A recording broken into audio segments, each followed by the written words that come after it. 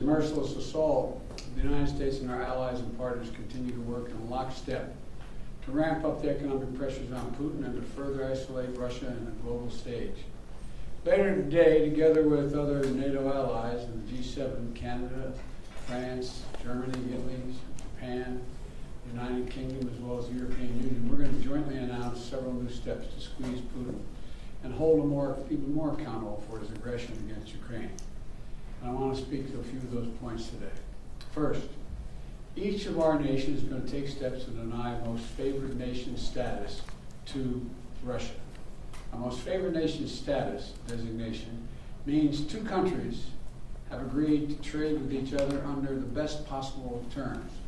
Low tariffs, few barriers to trade, and the highest possible imports allowed. In the United States, we call this permanent normal trade relations, PNTR. It's the same thing. Revoking PNTR for Russia is going to make it harder for Russia to do business with the United States. And doing it in unison with other nations to make up half of the global economy will be another crushing blow to the Russian economy. It's already suffering very badly from our sanctions. And I want to thank Speaker Pelosi, Leader McCarthy, Leaders Schumer and McConnell, and Senators Wyden and Crapo, Representatives Neal and Brady, for their bipartisan leadership on this in the Congress. I would like to offer a special thanks to Speaker Pelosi, who's been a strong advocate for revoking PNTR and who agreed to hold off on that in the House until I could line up all of our key allies to keep us in complete unison. Unity among our allies is critically important, as you all know, from my perspective. Many issues divide us in Washington. But standing for democracy in Ukraine, pushing Russia's aggression, should not be one of those issues. The free world is coming together to confront Putin. Our two parties here at home are leading the way. With that bipartisan cooperation, I'm looking forward to signing into law the bill revoking PNTR, which is, again, most people think of as most favored nation status.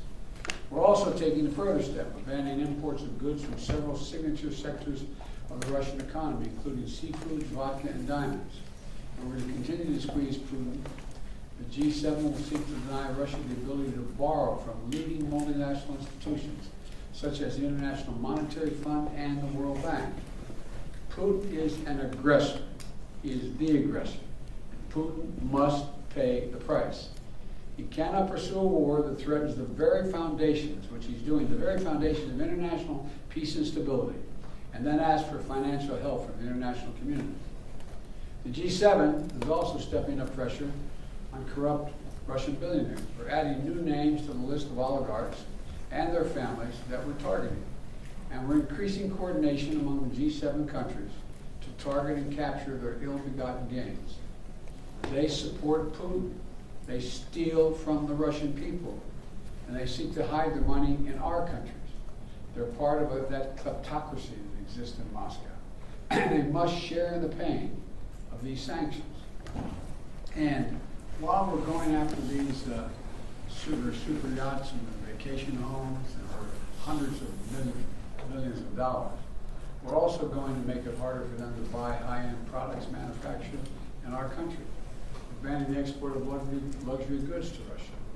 They're also the latest steps we're taking, but they're not the last steps we're going to take. And as I said, at the beginning of all these steps, we're going to hit Putin harder because the United States and our closest allies and partners are acting in unison. The totality of our sanctions and export control is crushing the Russian economy. The ruble has lost more than half its value. They tell me it takes about 200 rubles equal $1 these days. Moscow Stock Exchange has been closed for 2 weeks because they know the moment it opens it will probably collapse. Credit rating agencies have downgraded Russia's government to junk status. Its economy to junk status. The list of businesses, international corporations leaving Russia is growing by the day. We're also continuing to close corporations with allies and partners to make sure that the close cooperation we continue to have, Ukrainian people are able to defend their own nation. The United States has sent more than $1 billion in security assistance to Ukraine over the last year, including anti-armor and anti-air capabilities, taking out tanks and planes and helicopters. with new shipments arriving every day. We, the United States, are also facilitating significant shipments of security assistance from our allies and partners to Ukraine.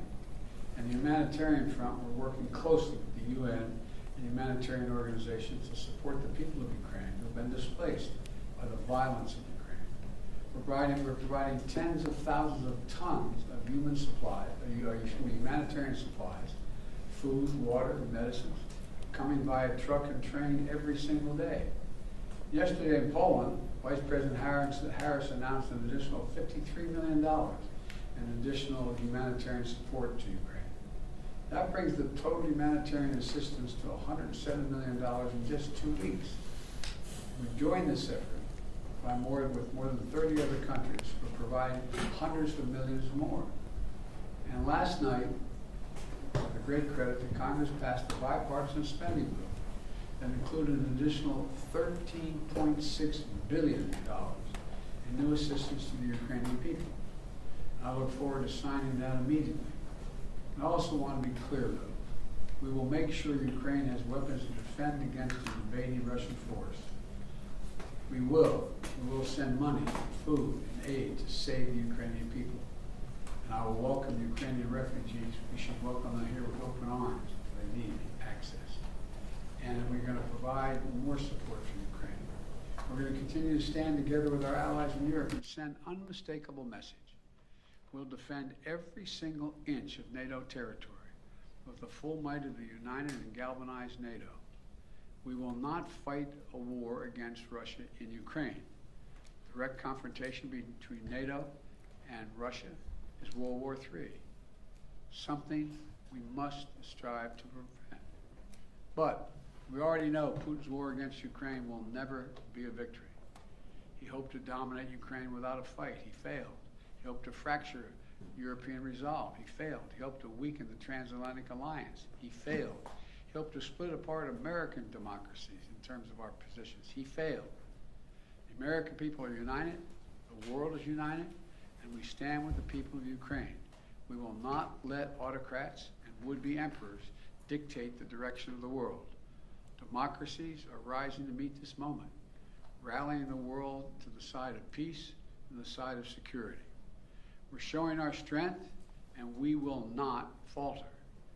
God bless all of you. God bless Ukraine, and God bless our troops. President Biden, your White House has said that Russia may use chemical weapons or create a false flag operation to use them. What evidence have you seen showing that? And would the U.S. have a military response if Putin does launch a chemical weapons attack? I'm not going to speak about the intelligence, but Russia would pay a severe price if they use chemical weapons. Would the U.S. send troops in? Defending the federal gas tax? Will this make Putin stop his war?